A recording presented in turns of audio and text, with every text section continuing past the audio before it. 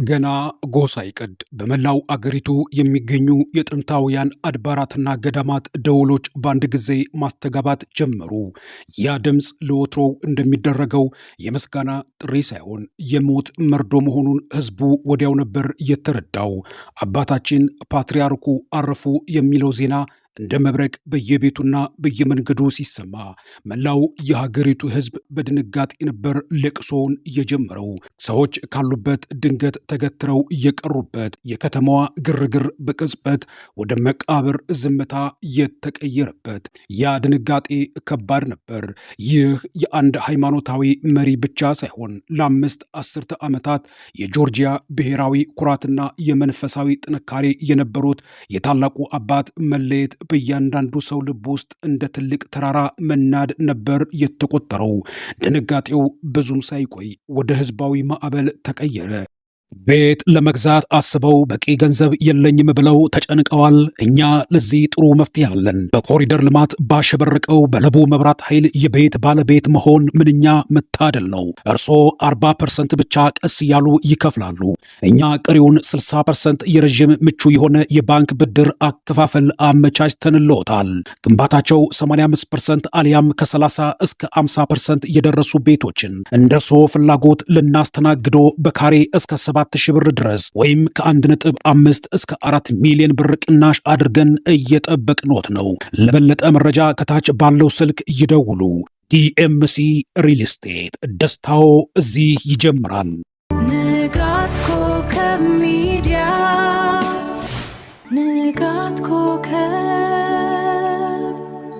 ከካውካሰስ ተራሮች እስከ ጥቁር ባህር ዳርቻ፣ ከሩቅ የገጠር መንደሮች እስከ ዘመናዊ ከተሞች ያለው ህዝብ ልክ እንደ ንብ መንጋ ወደ ቲቢሊስ ዋና ከተማዋ ይተም ጀመር። መንገዶች በሰዎች ተጨናነቁ። ባቡሮችና አውቶቡሶች በሐዘንተኞች ተሞሉ። ይህ ህዝብ የሚሄደው ለቀብር ስነ ስርዓት ብቻ አልነበረም። የነፍሱን እረኛ፣ የነፍሱን ጠባቂ፣ የሀገሩን ጠባቂና የቤቱን አባት ለመሰናበት ነበር። ቲቢሊስ ከዚህ ቀደም አይታው በማታውቀው የሰዎች ማዕበል ተጥለቀለቀች።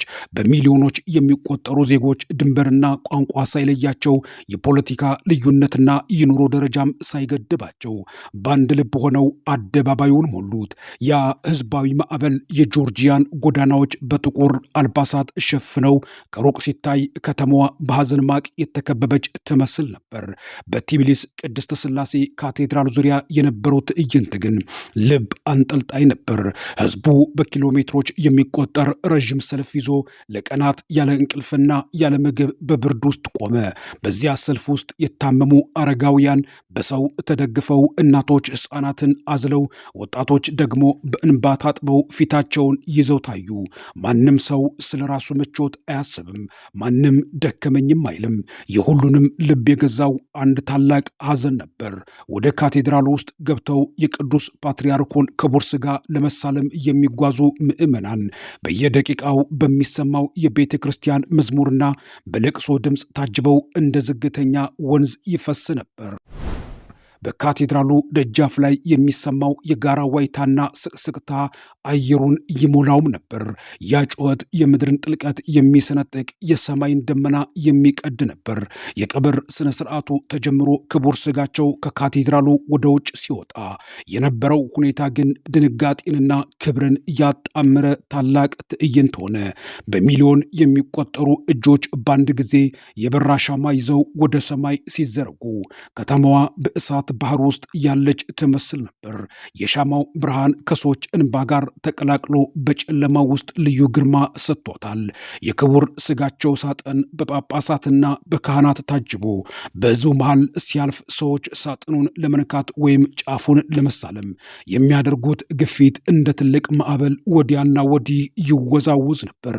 እናቶች አባታችን ሆይ ለማን ተውከን እያሉ ድምፃቸውን አውጥተው ሲጮሁ፣ ጠንካራ የጦር መኮንኖችና ወንዶች ሳይቀሩ ራሳቸውን መቆጣጠር አቅቷቸዋል። በሕዝብ ፊት ስቅስቅ ብለው እያለቅሱም ነበር። እንዲህ የተወደዱት እንዲህ የተፈቀሩት የጆርጂያ ኦርቶዶክስ ቤተ ክርስቲያን ፓትርያርክ ዳግማዊ ኤልያ ወይም ኤልያስ ናቸው። ያ ህዝባዊ ለቅሶ ተራ ለቅሶ አልነበረም። የጆርጂያ ነፍስ እየወጣች ያለች የሚመስልባት የጭንቅ ሰዓት ነበር። መንገዶች ሁሉ በሰዎች ተዘግተዋል። በረንዳዎች፣ መስኮቶችና የቤቶች ጣሪያዎች ሳይቀሩ ሰዎችን አጭቀዋል። እያንዳንዱ ሰው የቻለውን ያክል ከፍ ብሎ ያንን ታላቅ አባት ለመጨረሻ ጊዜ ለማየት ይጣጣራል፣ ይጋፋል። የቤተ ክርስቲያኑ ደውሎች በሚያሳዝን ቃና ደጋግመው ሲመቱ ህዝቡ በአንድ ድምፅ በረከታቸው ይደርብን እያለ ይጮሃል። የጆርጂያ ኦርቶዶክስ ክርስቲያኖች ይህ የክብር ጉዞ በዝምታና በዋይታ መሃል የሚመላለስ ሰውን ሁሉ ያስደነገጠ ታላቅ ጉዞ ነበር። ፓትርያርኩ በሕይወት ዘመናቸው የጆርጂያን አንድነት ምልክት እንደነበሩ ሁሉ በሞታቸውም አገሪቱን በአንድ ልብና በአንድ ሐዘን አስተሳስረውታል። በዚያ ሰዓት ሞት የድልን አክሊል የደፋ ይመስል ነበር።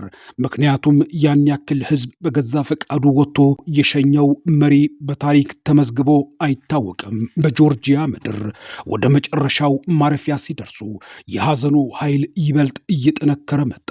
ክቡር ስጋቸው ወደ መሬት ሊወርድ ሲል በመላው ጆርጂያ ላይ የነበረው እንቅስቃሴ በአንድ ጊዜ ቀጥ ብሎ ቆመ። የመጨረሻው ጸሎት በሚንቀጠቀጡ ድምፆች ተነገረ። ምን አይነት መታደል! ምን አይነት ፍቅር ነው! የጆርጂያን ክርስቲያኖችንና መንግስትን እንዲህ ያስደነገጠ ሞት! ቅዱስ ፓትርያርኩ ለሀገሪቱና ለቤተ ክርስቲያኒቱ የዋሉት ውለታ እንዲህ አሁን አደባባይ በወጣው ህዝብ የተገለጠና የተመሰከረ ሆኗል። አፈር ነህና ወደ አፈር ትመለሳለህ የሚለው ቃል ሲሰማ ደግሞ በዚያ የነበረው በሚሊዮን የሚቆጠር ህዝብ በአንድ ጊዜ እዑታውን አቀለጠው። ያ ጩኸት እስከ ተራሮቹ ጫፍ ድረስ ያስተጋባ ነበር። ሰዎች መሬቱን እየሳሙ አፈር እየጨበጡ አለቀሱላቸው፣ እንባቸውንም አፈሰሱላቸው። ምን አይነት መታደልና ምን አይነት ክብር ነው! በህዝብ ልብ ውስጥ እንዲህ ሰርጸው የገቡት ልቦች የተሰበሩበት፣ ተስፋዎች የደበዘዙበትና ታላቅ ባዶነት የተሰማበት ቅጽበት ነበር። የጆርጂያ ምድር ታላቁን አባቷን ወደ ጉያዋ ከርሰ ምድር ስትቀበል ሰማዩም አዝኖ ዝናብ የሚረጭ ይመስል ነበር። ያ ቀብር መጨረሻ ሳይሆን የጆርጂያ ህዝብ ከአባቱ ጋር የገባው አዲስ ቃል ኪዳን ምዕራፍ ሆነ። ከቀብሩ በኋላ ህዝቡ አካባቢውን ለቆ ለመሄድ አልፈለግም። መቃብራቸው በሚሊዮን የሚቆጠሩ አበቦች ተሸፈነ። ሰዎች በመቃብራቸው ዙሪያ ተቀምጠው ሌሊቱን በሙሉ ሲጸልዩም ሲያለቅሱም ያድሩ ነበር። ያ ድንጋጤና ሐዘን የጆርጂያን ታሪክ ለሁለት የከፈለ ትልቅ ክስተት ነበር። ጆርጂያ አባቷን ቅዱስ ፓትርያርኩን በስጋ ብታጣም በዚያ ታላቅ የቀብር ስነ ስርዓት ላይ የታየው ህዝባዊ ማዕበል ግን የእሳቸው ትምህርትና ፍቅር በህዝቡ ልብ ውስጥ ለዘላለም ተቀምጦ መኖሩን እየመሰከረ ነበር። ያ ቀን የለቅሶ ብቻ ሳይሆን የአንድ ታላቅ አባት ሕያውነት የተረጋገጠበት፣ የጆርጂያ ህዝብም ጥንካሬውንና አንድነቱን በተሰበረ ልብ ውስጥ ሆኖ ያሳየበት ልብ አንጠልጣይ የስርዓተ ቀብር ታሪክ ሆኖም አልፏል።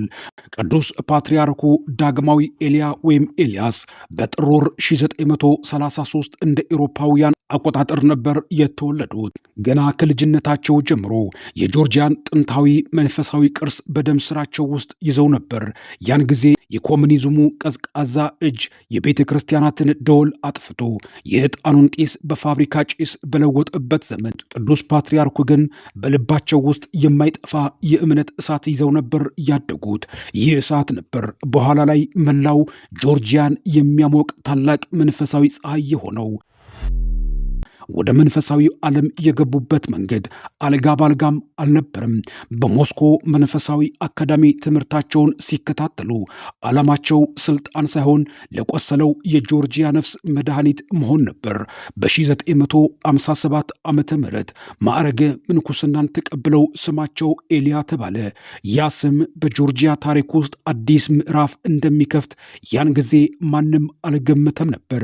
በ1977 ዓመተ ምህረት የጆርጂያ ኦርቶዶክስ ቤተክርስቲያን መንፈሳዊ መሪ ወይም ፓትርያርክ ሆነው ሲመረጡ ቤተክርስቲያኒቱ በሞት አፋፍ ላይ ነበረች።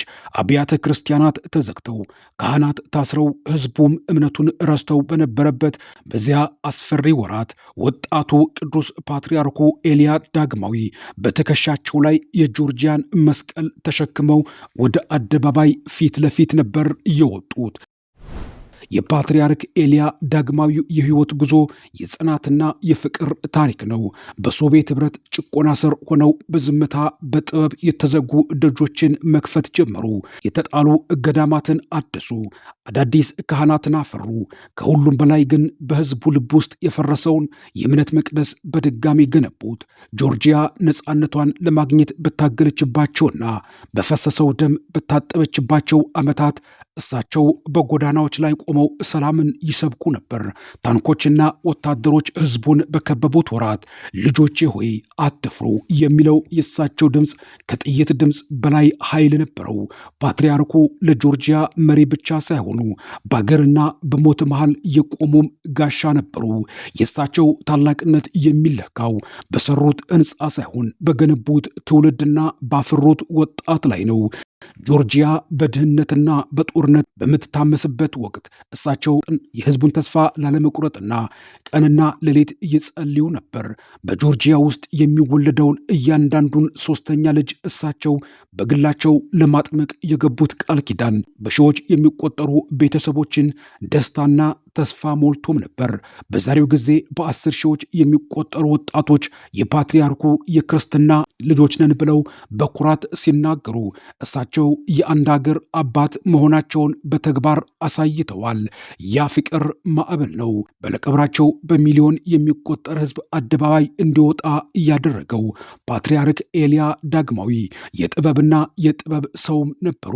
የሚጽፏቸው መዝሙሮች፣ የሚስሏቸው ስዕሎችና የሚናገሯቸው ቃላት ሁሉ የሰላም ቅላጼ ነበራቸው።